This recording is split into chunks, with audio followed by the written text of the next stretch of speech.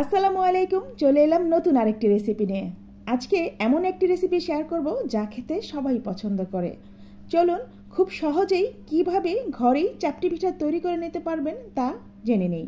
সেজন্য আমি গাছ থেকে কিছু পুদিনা পাতা ছিঁড়ে নিচ্ছি। ইচ্ছে করলে এখানে ধনিয়া পাতাও ব্যবহার করতে পারবেন।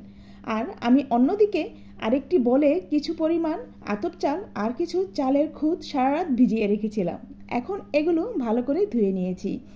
এবার গ্রাইন্ডারের মিক্সিং জারে দিয়ে দিচ্ছি এই চালগুলো, অল্প অল্প করে দিচ্ছি। তারপর তার সাথে দিয়ে দিচ্ছি ধুয়ে রাখা পুদিনা পাতাগুলো, দিয়ে দিচ্ছি বেশ কয়েকটা কাঁচামরিচ, দিয়ে দিচ্ছি 2টা পেঁয়াজ, এগুলো আমি কুচি করে নিয়েছি। সাথে দিয়ে দিচ্ছি বড় সাইজের একটা রসুন, এটাও আমি কুচি করে নিয়েছি। এরপর দিয়ে দিলাম অল্প পরিমাণে পানি। এবার ঢাকনা দিয়ে ঢেকে এগুলো আমি ব্লেন্ডার করে নেব। দেখুন কি সুন্দরভাবে এটা একেবারে মিক্স হয়ে গেছে। এবার এই সব কিছু আমি একটা বলে ঢেলে নিচ্ছি। তারপর আবারও বাকি যেই চালগুলো ছিল সেগুলো আমি অল্প অল্প করে এভাবে ব্লেন্ডার করে নেব। ইচ্ছে করলে এই কাজটা আপনারা শিলপাটায়ও করে নিতে পারেন।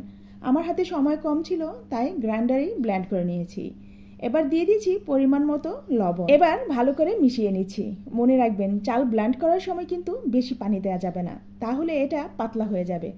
অন্যদিকে আগের দিন কিছু গোশত রান্না করেছিলাম আর সেই গোশতের ঝোল ছিল, এগুলো আমি গরম করে নিলাম চাপটি খাওয়ার জন্য। তারপর চুলায় বসিয়ে দিয়েছি তাওয়া, আর এই তাওয়াটা বেশ ভালো করে গরম করে নিয়েছি। আর এখন এভাবে অল্প করে গোলা দিয়ে আমি চামচ দিয়ে ঘুরিয়ে ঘুরিয়ে চাপটি তৈরি করে নিচ্ছি। দেখুন কত সুন্দর হয়েছে। এবার ঢাকনা দিয়ে ঢেকে দেব 2 মিনিটের জন্য। দেখুন চাপটিটা কত সুন্দর হয়েছে। এবার কিছুক্ষণ রেখে দেব একেবারে মুচমুচে হওয়ার জন্য। তারপর একটা খুন্তি দিয়ে আমি তুলে নিচ্ছি। অপরদিকে সবগুলো চাপটি আমি এভাবে তুলে নেব। চেষ্টা করবেন একটু পাতলা করে দেওয়ার জন্য, তাতে করে ভালো এবং বেশি মুচমুচে হয় আর খেতেও অনেক সুস্বাদু।